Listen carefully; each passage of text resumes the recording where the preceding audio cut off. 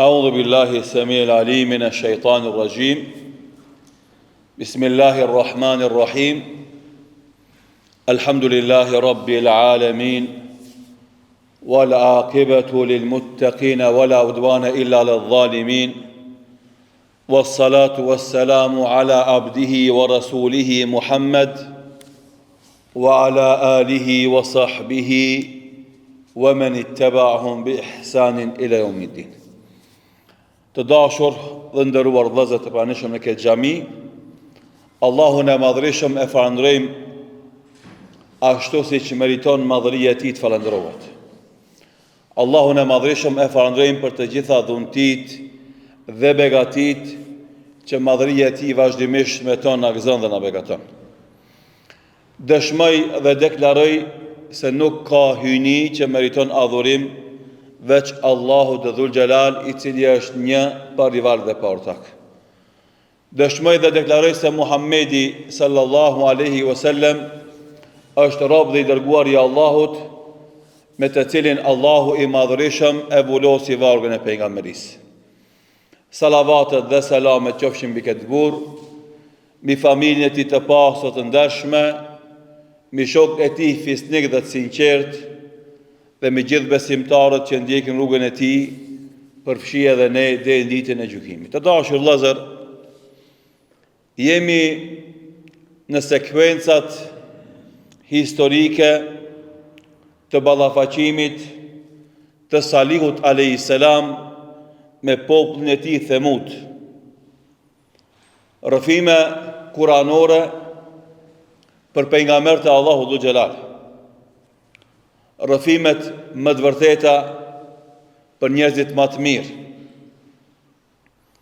Rruga e pejgamberëve të Zotit dhe metodologjia që kanë ndjek ata në ballafaqimin me popujt e tyre është për plot mësime dhe porosi shumë të nevojshme, vazhdimisht aktuale në jetën tonë. Ne si xhallar, edhe si besimtar, edhe si thirrës davexhi, kemi nevojë vazhdimisht të kthehemi këtyre rrëfimeve kuranore për të kuptuar ato të vërteta historike dhe për të bërë paralel mes asaj që ka ndodhur mes pejgamberëve të Zotit dhe popujve të tyre dhe asaj që ndodh sot mes dietarëve islam, trashëgimtarëve të kësaj trashëgimie gjigante madhështore dhe kufrit dhe shirkut sot. Dhe nga ajo që kemi përmend deri më tani, kemi pasë shumë gjëra janë të njëjta. Pikat kryesore të ballafaqimit mes pejgamberëve të Zotit dhe popujve të tyre janë të njëjtat. Dallojnë format, dallojnë mënyrat, ama esenca bërthama është një. Në mësimin e kaluar ne filluam të përmendim disa prej parimeve në të cilat mbështetej thirrja e Salihut alayhis salam që adreton të popullit të tij Themud. Dhe përmendëm në mësimin e kaluar pikën kryesore, e cila nuk ishte e veçantë vetëm për Salihun, ajo ishte e pranishme edhe tek Hudi alayhis salam, edhe te Nuhi alayhis salam, edhe te Ademi alayhis salatu wassalam, dhe është pikë e pranishme edhe të thirrjet e gjithë pejgamberëve deri te Muhamedi sallallahu alaihi wasallam. Ajo ishte parimi i monoteizmit, thirrja e atyre popujve të besojnë Allahun një dhe të ruajnë këtë besim nga të gjitha njollat e idhujtarisë të cilat e përlyjnë këtë monoteizëm, e dëmtojnë atë, madje kanë mundësi edhe për ta shemb të rësisht atë. Dhe folëm se sa ka nevojë muslimani bashkohor ta kupton tauhidin, jo vetëm si vjersh të cilën e thot përmendsh, po si një formul e cila depërton brenda gjoksit të tij, brenda mendjes së tij dhe shifet vazhdimisht në praktikat e ndryshme të jetës së tyre. Dhe kjo është thirrja jonë që ja bëjmë hoxhallarëve dhe davetxhive që mësimin e rregullave të fesë të mos insistojnë të jetë vetëm pjesa teorike, por të mundohemi t'ja zbërthejmë popullit ton parimet kryesore të kësaj feje si praktik e përditshmërisë së jetës sonë, që tauhidi të mos ndodh me ne që të marrim dheqen në fakultet apo 100 poena në studime teorike, e kur të vjen ndonjë ballafaqim me një vështirësi, me një presion, me një frikë të madhe, aty të ngelin. Siç e përmend njëri prej hoxhallarëve bashkëkohor në tregimin e jetës së vet, thot, kisha lexuar shumë për tauhidin, kisha mësuar shumë për besimin islam, dhe kur filloi lufta e muslimanëve në Afganistan kundër Bashkimit Sovjetik, shkova të bashkangjitem radhëve të mujahidave atje. E përderisa unë isha doktor i fesë, isha më i ditur në mesin atyre burrave, edhe isha arab, ata më nxjerrën mu imam për ta falë namazin. Dhe duke u falë na, armiku granatoi vendi ku na faleshim. E unë, për ta mbrojt vetën, ika si kash imam, eca përpara ta mbroj vetën të shpëtoj jetën. Thot, kur e ktheva kokën mbrapa, e pash se askush për atyre xhamati që falej pas meje s'kishte lëviz për vendit. Edhe atëre kuptova se tauhidi nuk mësohet teoretikisht, se akidja nuk mësohet përmendsh, por tauhidi dhe akideja duhet të jetë pjesë përbërëse e qelizave tona, e botkuptimit ton, e qëndrimeve tona, që gjërë kur ne ballafaqohemi me vështirësit, tauhidi të jetë ai që neve na jep vullnet, energji, potencial që të mos dorëzohemi, por të kemi fuqinë e ballafaqimit dhe kontributin e triumfit dhe fitores kashit keqes. Edhe këto pika na tentuam në mësimin e kaluar t'i përmendim me shembuj të ndryshëm nga biografia e muslimanëve të parë, dhe kjo është dëshira që gjithna ta kapërdim tauhidin brenda shpirtit ton, zemrës ton, mendjes ton, dhe në të gjitha momentet kritike në jetën ton të manifestohet tauhidi pa e mendu teoretikisht a dimi përgjigjet mi dhon apo nuk dim. Po gjithë jeta jonë me qenë e mbushur me momente ku manifestohet tauhidi. Normalisht kjo ishte njëra prej pikave bazike që Salihu a.s. e thërriste popullin e tij në këtë besim, sikurse edhe pejgamberët tjerë. Pastaj janë edhe disa komponente tjera të cilat do i ndaj me ju inshallah taala në këtë takim tonë. Normalisht se prej komponenteve të thirrjes së Salihut a.s. ishte insistimi, angazhimi i tij për ta bindë popullin e vet, sidomos atë pjesë kundërshtare, se ky ka amanet, ka besnikëri në këtë detyrë dhe angazhim që e ka marrë. Zatën, besoj që e keni lexuar dhe e keni ndëgjuar se gjithë pejgamberët kanë qenë të dalluar në virtytet e tyre morale. Kanë qenë më të mirët e asaj shoqërie, si kapacitete psikofizike dhe morale. E këtu e kemi pas thonë para një 2 viteve, ose 1 vjet e gjysmë parafërsisht, njëjtë në këtë serial të mësimeve, se fëmijët e tonë që i zgjedhim edhe dëshirojmë që të kenë kontribut jashtëzakonshëm në shërbimin e vendeve tona, popullit ton, më të mirë që i kemi, duhet t'i zgjedhim e t'i bëjmë hoxhallar, t'i bëjmë dietar. Fatkeqësisht, shumë familje muslimane sot, kur i kanë djemt apo vajzat inteligjent, ata flasin mes vetë dhe thënë, ki djali është mirë të bëhet një mjek i mirë. Ose kjo vajza më u bë një mjek e bëhet shumë e mirë. S'ka dyshim se na si popull kemi nevojë edhe për mjek të mirë, kemi nevojë edhe për mjekë të mirë, kemi nevojë edhe për inxhinier të mirë, kemi nevojë edhe për mësuese pedagogë të mira, kemi nevojë për të gjitha drejtimet të cilat e ndihmojnë zhvillimin e një popullit, edhe një vendit.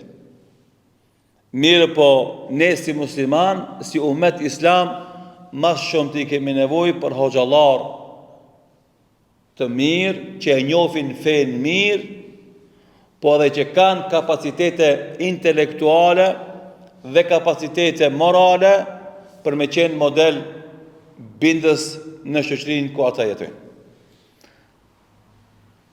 Nëse i bëjmë një analizë njerëzve që e kanë marrë përsipër rolin e hoxhës,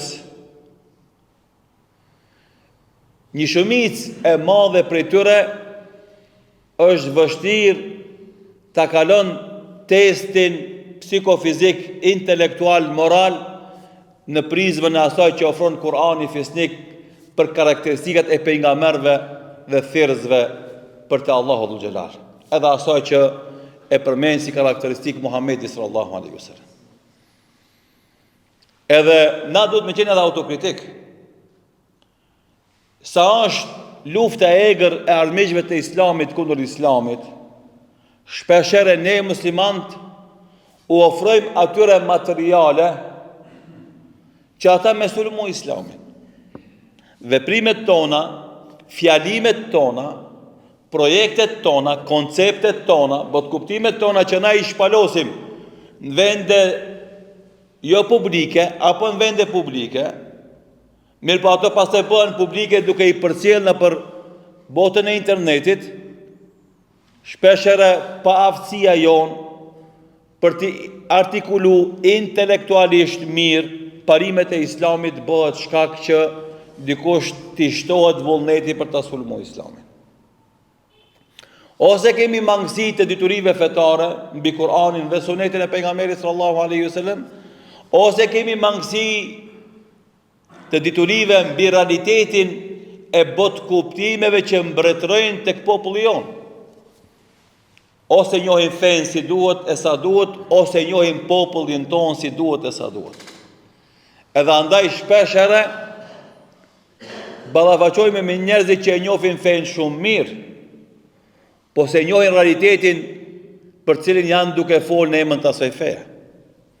Apo gjejmë njerëz të cilët e njohin realitetin shumë mirë, kanë informata, kanë vëzhgime, kanë analiza, por u mungon njohja e mirëfillt të fesë dhe përgjigjet që japin atij realiteti të cilën e njohin shumë mirë janë të pasakta fetarisht. Edhe në shekujt e hershëm të islamit, këtë vëzhgim ja kishte bë hoxhallarëve të kohës dhe dietarëve të botës islame në shekullin e 7 hijretit, Imam Ibn Qayyim rahimullahu taala, dhe nga vëzhgimi i terrenit në kohën e tij, paramendoni shekullin e 7 hijretit ku gjendja fetare ka qenë shumë më avancuar në krahasim me atë që jemi na sot. Ati vëzhgimi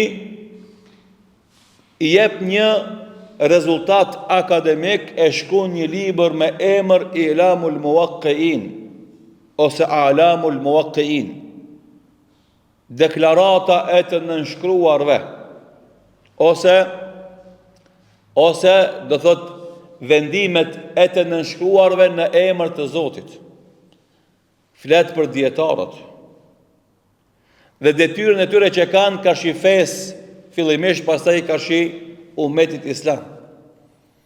Dhe ai aty e përmend këtë mesele që unë e elaborova në gjuhën tonë, kur ai aty thot se nuk mund t'jetë njeriu mufti, ai që jep fetva, ai që jep përgjigje për dilemat, për pyetjet e ndryshme që paraqesin populli i vet, derisa nuk i ka dy fiqha, dy kuptime. E para thot fiqhu shariati, ta kupton mirë shariatin Rabbul Alaminit, ta kupton mirë fen. Dhe e dyta thot fiqhul waqi', ta kupton realitetin në cilin jeton mirë. E tash na kur mundohemi me ja kallëzu muslimanëve ton realitetin e ummetit islam, dikush pi xhamatit tallet thot në ardh ky gazetari. Se ti mundohesh me vetëdisu mbi gjendjen e ummetit islam, me ndërlidh me atë që na flet Allahu dhul xhelal në Kur'an, edhe atë që na thon pejgamberi sallallahu alaihi wasallam hadithet e tija, edhe ai nuk brengoset për gjendjen e ummetit islam, e as nuk don me kuptu se cili është raporti i ummetit islam me të vërtetat fetare, kuranore dhe hadithore, thot gazetar, të përbuz, në nëshmon. Ai mendon se nëse e përqesh dhe e përtall një prej hoxhallarëve, se kam ja nal mundin edhe hovin ati, jo. As nuk e ofendon, as nuk e ndal atë, ti vetëm të regon pa aftësinë tone për të përfitu nga diturit që për të paraqit në këto mezhlise është dasht vite lezime, e vite studime dhe vite analiza. Por kështu, çdo kohë i ka njerëzit mendjelet, pjesën e asaj që pejgamberi sallallahu alaihi wasallam ka thënë ruwaybida. Njerëz të pavlefshëm, të parëndësishëm shoqëri. Rajulun tafihin yatakallemu fi amri al-amma. Njerëzit të pavlefshëm që flasin për çështjet e përgjithshme. Do thot nuk respektohet profesionalizmi, nuk respektohet specializimi, por secili mundohet me dhënë përgjigje për çdo gjë, edhe me fol për çdo temë. E gjithsesi në ato situata dhe rrethana do ketë më shumë huqje e gabime se sa konstatime të sakta. Si të qoftë, ajo që doja të them është se pejgambert e Allahut i ka zgjedh Allahu i Madhreshëm sidomos tek pjesa e virtyteve morale. Edhe hoxhallarët e sodit duhet të jenë shumë të vëmendshëm në kodin moral të tyre, tek amaneti i tyre, besnikëria e tyre, tek sinqeriteti i tyre, tek asketizmi i tyre, tek ndershmëria e tyre, tek synimi i ahiretit me angazhimet e tij akademike, e kështu me radhë. Për të arritë që ai të jetë një model i cili reflekton edhe kur nuk flet, edhe i heshtur kur qëndron dikun, të jetë mësim dhe porosi për të tjerat. Kjo është ajo që na e presim për hoxhallarëve të ri, që elhamdulillah kemi një brez të ardhë të hoxhallarëve të ri, që e kanë fillu kërkimin e diturisë me rend, duke mësu Kur'anin përmendsh, pastaj duke mësu gjuhën arabe mirë, e pastaj duke anis mësime fetare një nga një me radhë, që të mësojnë, plotësohen moralisht, të piqen intelektualisht, dhe ku të vinë pastaj të japin kontributin e vetë, të jenë në avantazh shumë të madh karshi brezave të mëhershëm që kanë dhënë kontributin e tyre. Megjithatë, na ngelet si detyrë e shoqërisë tonë që fëmijët më të mirë që i kemi t'i përzgjedhim ata për t'i ta mësojnë fenë Allahut dhe të kthehen me diturinë e tyre, me vlerat morale që i kanë, të rrezatojnë dhe të ndriçojnë vendet tona. Se na deshtëm apo nuk deshtëm, ashtu sikur se në fillimin e Islamit, ashtu sikur se edhe në shekujt më pas, e deri më sot, kjo fe, ky Islam vetëm me dituri mundet me ecë përpara. Mundet me lërzu.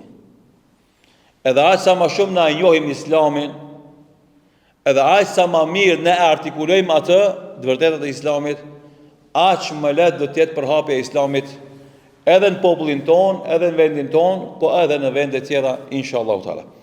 Andaj Salihu alayhis salam e potenconte këtë fakt para popullit të vet, se Allahu i Madhërisht e ka zgjedh me këtë mision dhe ajo është besnik në këtë amanet që ka marrë. Edhe kjo është një pjesë që ka nevojë na mundal. Hoxhallahu o vllazni, nuk është punësim, nuk është detyrë nga e cila mbijeton, nga e cila merr pagë, edhe ndërton karrierë personale. Hoxhallahu daveti është mision.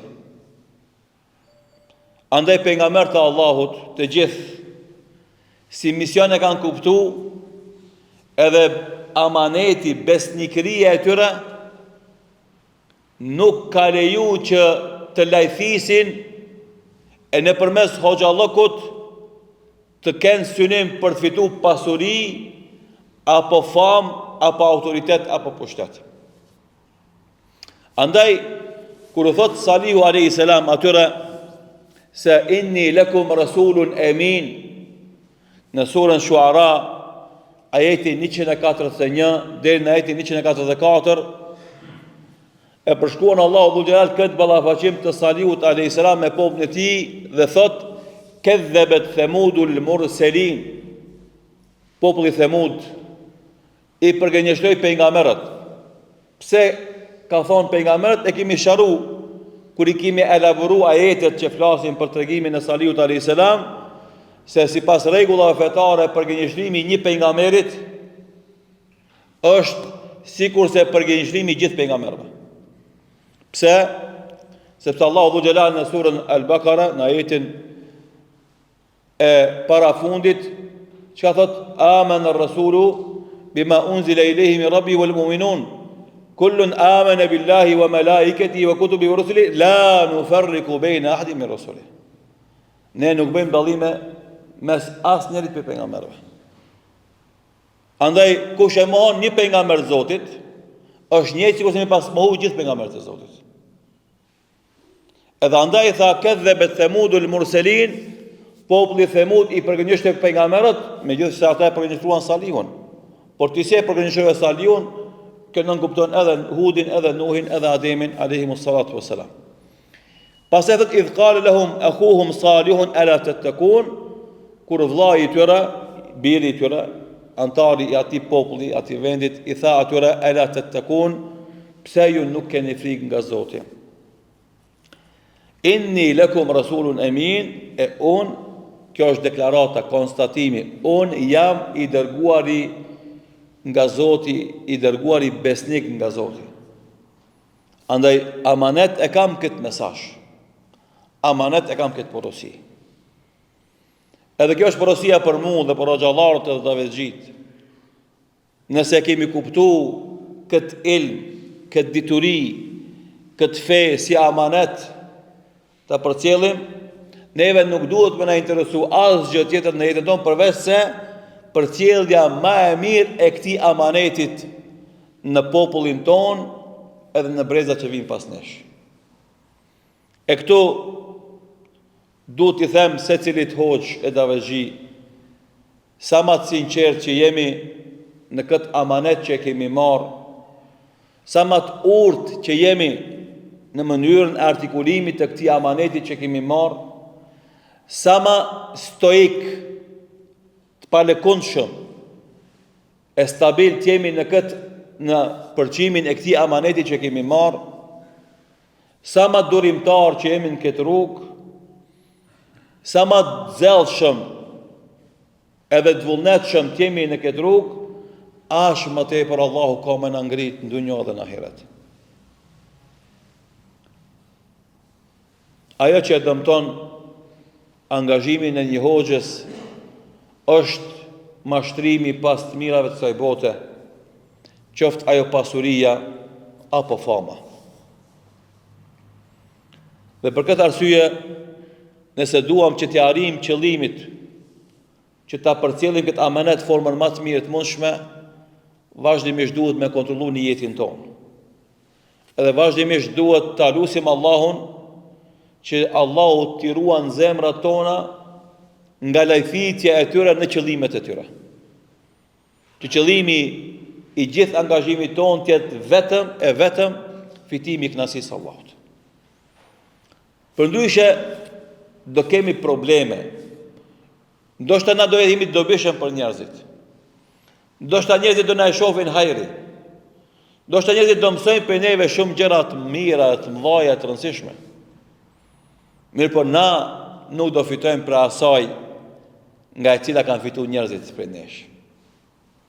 Andaj ka pëlqyer shumë pa mos kur disa hoxhallar, sidomos në Egjipt, hoxhallar bashkohor të ri, e përdorshin në fillimin e fjalimet tyre një fjalë, thoshin Allahu na ruajt, të bëhemi na ura për besimtarët me kalu në xhenet e na të bim xhehenem. Sepse edhe kështu ka. Ka mundësi dikush për neve me qenë sebeb me udhëzu dikan, me fjalët e veta, me këshillat e veta.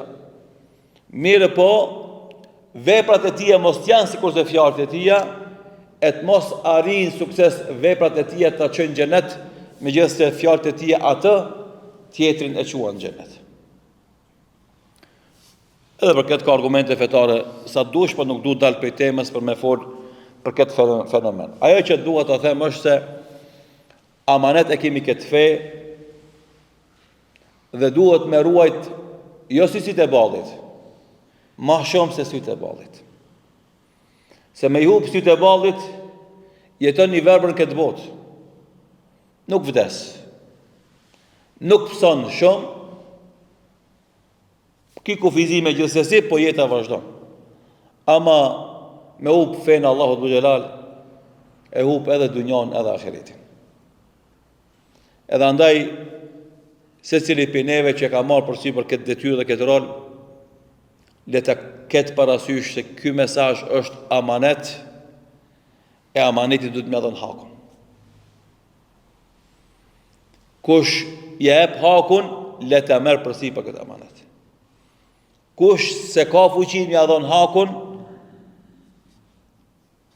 le të rreshtohet anash, le të merr rol tjetër. E këtë rol le t'ja lën atyre burrave që janë gatshëm me e majt amanetin dhe me çu përpara këtë fe. Andaj komponenta e amanetit ishte komponent me të cilën krenohej Salihu a.s.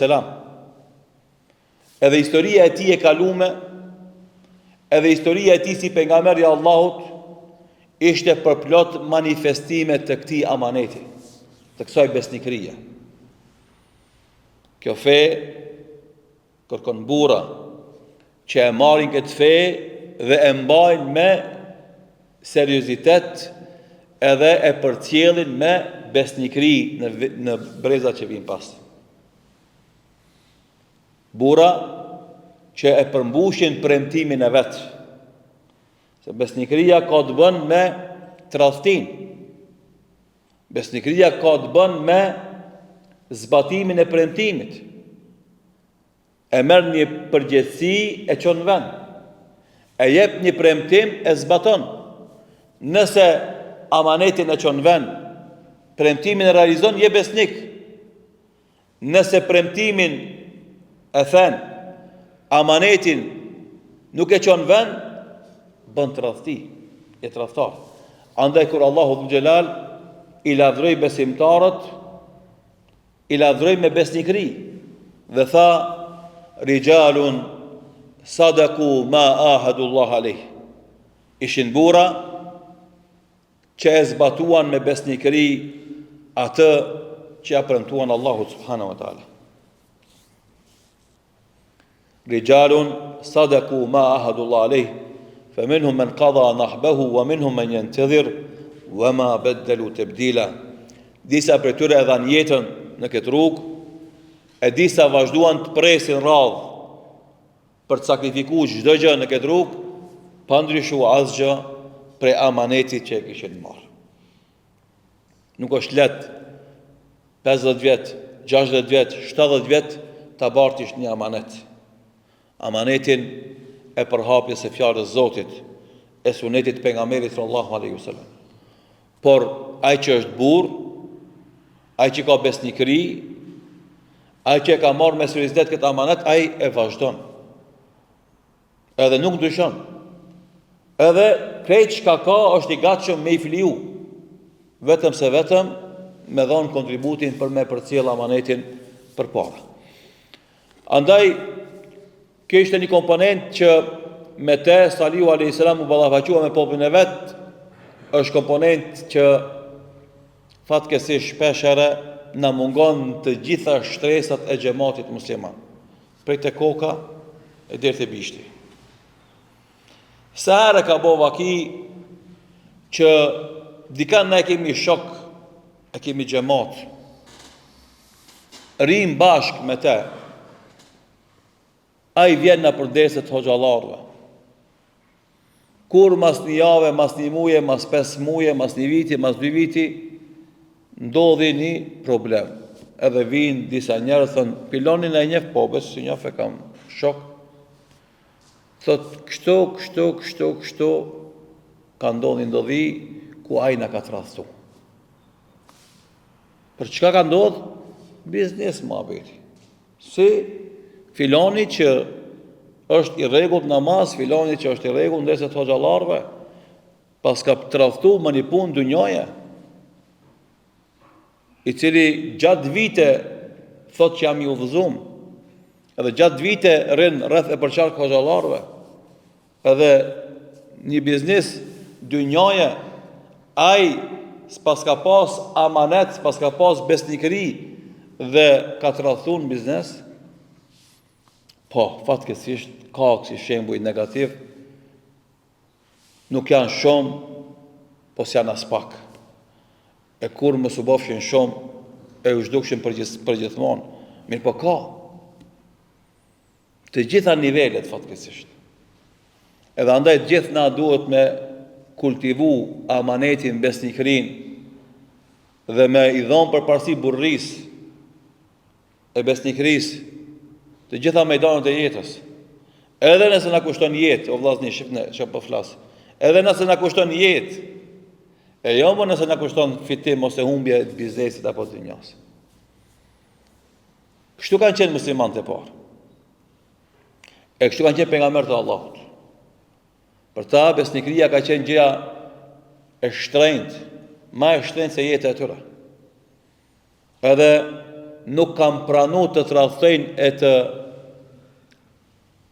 të tregojnë mos besnikëri të gjitha situatat e jetës, edhe nëse ai kushton me dhënien e jetës së vet. Burrnia këtë kuptim e ka pas edhe të shqiptarët në kalume. S'ka ditë shqiptari me bashkëpunu me armikun e fesë të tij dhe armikun e popullit të tij.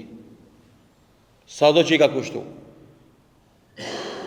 Mirë po sot, këto rrethana fatkeqësisht të reja që të jetojmë na, ku ka globalizëm, shumë vlera për atyre që i ka kultivu islamit e na si shqiptar, sot kanë rënë në nivelin minimal, e shumë për tyre janë zhdu krejtësisht nga kodi moral i joni.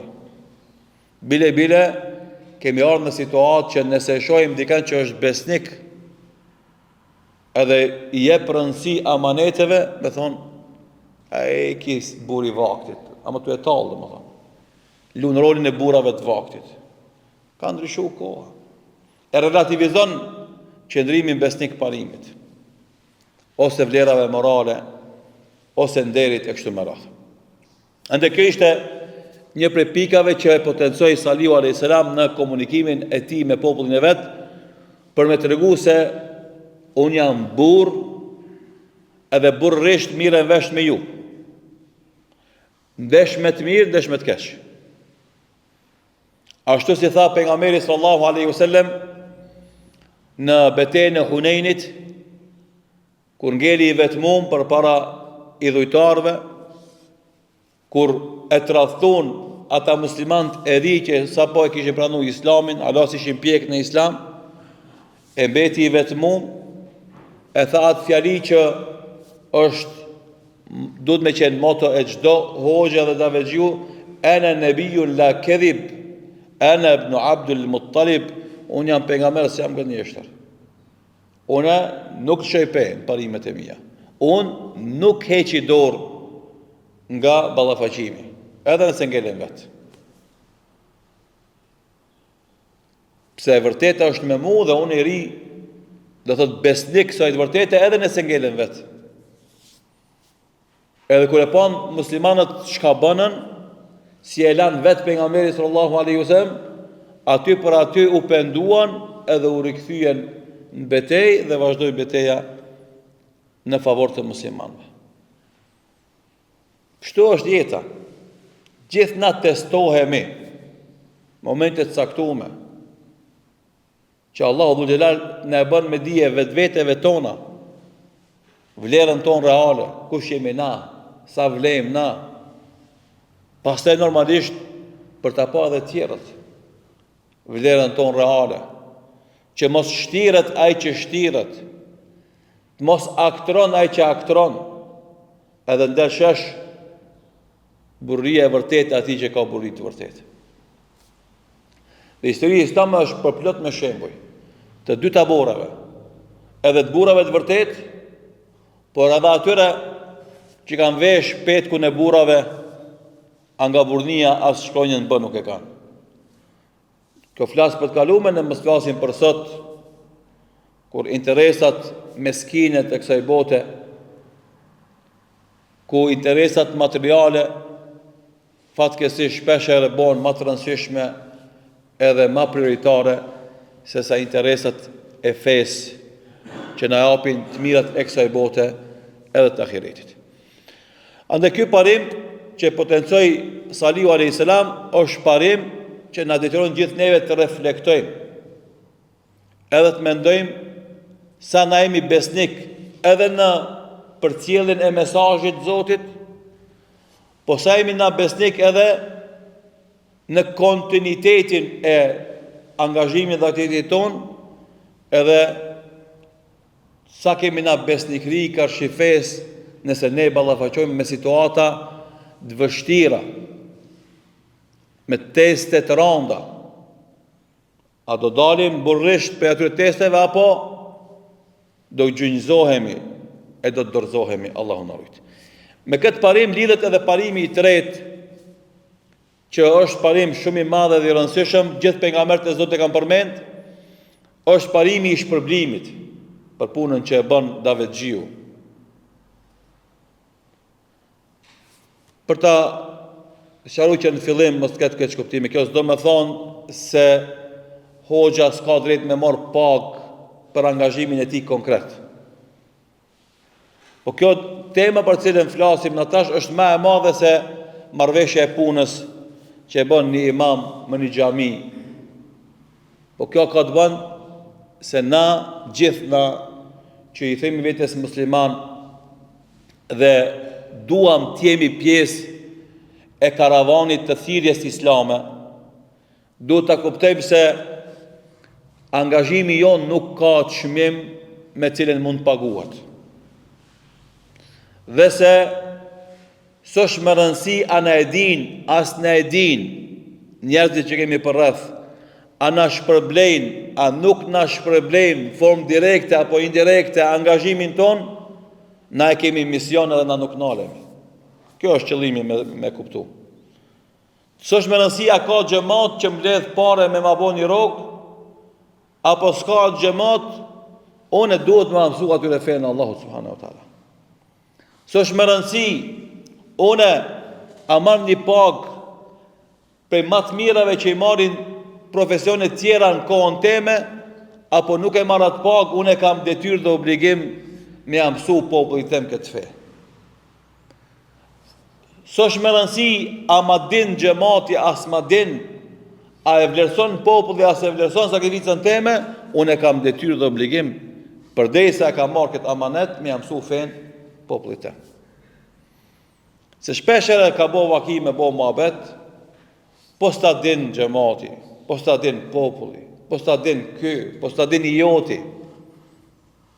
Këtë të fjali munden mu përdor vetëm me të vetmin qëllim me ngrit vedijen, ama asë njerës kemi drejt na me përdor si argument për të arsjetu dembelin ton dhe pa aftësin ton në mejdanin e davetit. Nëse ne si hoxhallar mundohemi me arsjetu dembelin ton dhe përtesat tona me kësi lloj fjalish, atëre veç na parimin e mëhershëm të besnikrisë jemi të shemë. Andaj Salihu alayhis salam u tregoi popullit vetë Themudit, tha o populli jam, unë këtë amanet e kam marrë nga Zoti.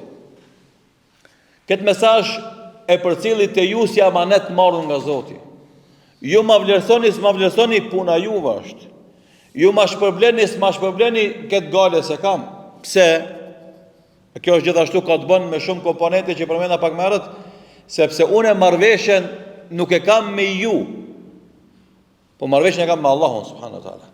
Prej atij e kam marrë amanetin. Prej atij e kam marrë mesazhin. Që këtë mesazh ti si amanet me përcjell te ju.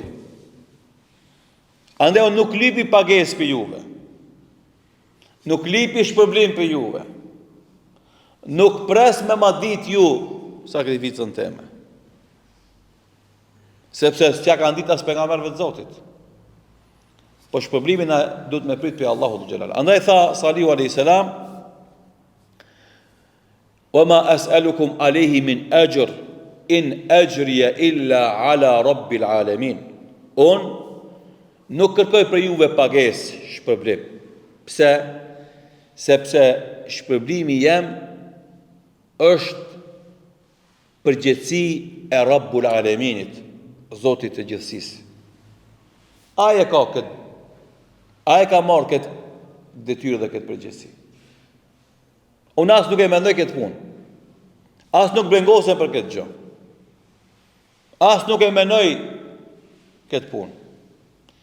Andaj, ky raport që ndërtoi Salihu alayhis salam me popullin e tij, edhe gjithë pejgamberët në përgjithësi, është raporti që duhet me ndërtu na, hoxhallarët edhe vezhit me popujt e tonë. Edhe me a thonë troq, edhe qartë, la es'alukum ajra. Na nuk ripim për juve pagesë. Se edhe me dash me pagujt mundin, s'ka kapacitet me pagujt. Se fundit s'ka kërkush mundësi me të pagujt ma mirë se të pagun Allah. Edhe ua kanë thonë në takime private hoxhallarëve të ndryshëm të vjetër edhe të ri, kushdo që e vendos vetveten në shërbimin e kësaj feje, edhe të ballafaqohet me gjitha peripecit që i dalin rrugë në shërbimin e kësaj feje, tjetë i bindun se Allahu s'ka me lon keq. S'është më rëndësi se e din njerëzit, se e vlerësojnë njerëzit, se e përkrajnë njerëzit, se e paguajnë njerëzit, hiç s'është më rëndësi. Allahu atë njeri s'ka me lon keq. Mund të mos më ditë krejt vendi vet. Po del dikush pi jashtë, ja din vlerën. Në huj, ja vlerëson mundin. E çon Allahu subhanahu wa taala. Edhe kur ta kemi na këtë akide, jo teoretikisht, po gjallë, praktikisht, vazhdimisht, në përditshmërinë e jetës sonë, atëherë kemi u bindë se Allahu nuk e lën keq robin i cili i kalon këtë punë e detyrat, që këtë kohën e kapacitetit që ka me i shfizu për me i ftu njerëzit për të Allahu xhelal. Shife, nëse dikush angazhohet me bërë reklame një kompanije, ajo kompanije është problem. Se dikush angazhohet me bo reklam, me bo agjitim për një individ, ai e pagun, një parti politike e pagun. Kështu për njerëzit, paramendo Rabbul Alemini. Kur ti bësh ai I cili agjiton, thret, reklamon, insiston t'i bindjesh njerëzit që të kthehen te Allahu dhul xhelal. Mendon që Allahu ka me të lënë keq? Allahu s'ka me ta shpërbly mundin tan? Allahu është I drejtë. Nuk I bën padrejti askujt. Edhe pagun jo me drejtësi, po zakonisht punët e mira I pagun me mëshirë. Me bujarinë e tij të jashtëzakonshme. E shumë fishon pagesa. Andaj kur tha Allahu dhul xhelal inna Allaha la yudhi'u ajra al-muhsinin, Allahu nuk e humb shpërblimin e bamirësve. Është dhënë ky mesazh. Që ti mos e prit shpërblimin për njerëzve, ti bën mirë. Shpërblimi që me gjetë Allahu dhul xhelal. Edhe këtu Salihu alayhis salam e tha qartazi shumë, do të thjesht, po shumë qartë, wa ma as'alukum alayhi min ajr. Për këtë angazhim, për këtë davet që e bëj, për këtë thirrje që e bëj juve, nuk kërkoj për juve pagesë. Nuk lypi për juve shpërblim. Nuk pres me madit. Pse? In ajriya illa ala rabbil alamin, sepse jam I bindun, edhe ky besim është I paluajtshëm tonë, se shpërblimi është tek Allahu Zoti I botrave. E tash kjo komponent e mbështetjes në Allahun dhe pritjen e furnizimit nga Allahu është komponent jashtëzakonisht e rëndësishme për t'i dhënë sukses thirrjes së thirrësit. Dhe në anën tjetër mungesa e kësaj komponente është goxha e damshme që pengon suksesin e thirrësit dhe bëhet shkak shpeshherë për të lejthit edhe të deviju aktivitetin një hoxhe davexhiu. Po si mund të komentohet ndryshe përpos në prizmën e kësaj që thash, kur njerëzit edhe për adhurime, për të bë adhurime, vepra që janë adhurime konkrete, lipin pagesë.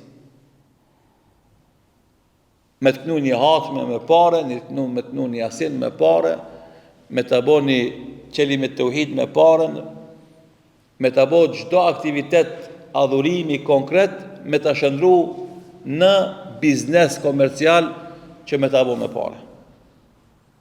Është keq kuptim, është mungesë e këtij parimit në jetën tonë. Se mërzitet hoxha nga aktiviteti që e bën në shërbimin e fesë dhe të besimtarëve dhe nga shpërfillja e besimtarëve të nevojave të hoxhës, e humb sabrin edhe e përshpejton procesin edhe fillon m'ia bë të gjitha shërbimet, edhe kështu I quajnë sa edhe zyrtarisht shërbimet, m'ia kryej të gjitha shërbimet xhamatit përballë pagesës. Kështu me detyru xhamatin që për shërbimet që I bën me pagujt, sepse ati vetë si kujtohet me shërby davetin me kontributin e tij vullnetar që m'ia shkujt Allahu sevap, kemi kalu në kontrata marrëveshje komerciale. Më raporti marrëveshja e hoxhës me xhamatin është komercializu. Unë pranoj këtë vend pune me këto detyra dhe obligime, ju si xhamat e pranoni këtë kontratë me përmbush me obligime tuaja financiare. Edhe ka një rast vdekje, kaç kushton. Ka një rast martese, kaç kushton. Ka një ritual fetar, kaç kushton. Pse ndodh kjo? Sepse edhe hoxha humbë durimin në shërbimin e Islamit, edhe xhamati nuk e kupton se kjo godin e Islamit, kjo xhami dhe angazhimet e kësaj xhamie kërkojnë mjete financiare për mu mbajt. Dhe dinarin që t'i jep në shërbimin e kësaj xhamie e ki pe dinarëve më të mirë që t'i shpenzon jetën tonë. E kur ti se kupton detyrën tonë, kur hoxha e humb sabrin detyrën e vet, atë vjen raporti I hoxhës me xhamatin, raport komercial. Hoxh kam një xhenazë, tamam, e di obligimet që I kiti. Po, e di, s'ka problem. Ama derisa s'ki xhenazë ti si di obligimet e hoxhës që I ki. Edhe këto janë raporte abnormale në konceptin islam. Së është koncept islam kjo, që raporti ose marrëveshja e hoxhës me xhamatin me qenë në këtë prizmën e kësaj, shërbimeve dhe pagesave. Po islami edhe shërbimi islamit është mision. Po edhe xhamati, i cili s'është dietar, kur e kupton se dikush e ka marrë përsipër misionin e përhapjes së islamit, ai mundohet nëpërmes përkrajes së aktivitetit i hoxhës mu bo hisedar në misionin e madh që ka marrë hoxha. Edhe ai merr përsipër harxhimet e atij hoxhës, mirëmbajtjen e atij hoxhës, sepse këtë angazhimet që i bën ai hoxh, pastaj ky xhamatliu i merr i ndan sevapet atij hoxhës. Ky rën shpinën e vet, vetë se kujdeset ekonomikisht për atë hoxh, e merr hisën e vet të sevapeve me automatizëm. Kur hoxha se kupton rolin e vet, edhe xhamati se kupton rolin e vet, na kalojmë në një marrëveshje katastrofale materiale, ku mos ka respekt parimi, misioni, atër ka respekt parimi që thuhet llogari e pastër, dashuri e gjatë. Kjo është llogari biznesi, s'është llogari misioni. Mirë po fatkeqësisht, këto deformime ka ndodhur në shekujt e fundit në mesin e muslimanëve dhe fatkeqësisht akoma janë të pranishme në mesin e muslimanëve dhe duhet të ndryshohen si forma veprimi për me rikthy bereqetin e davetit edhe shenjtërinë e misionit dhe normalisht suksesin e angazhimeve tona pastaj një pas njëshme.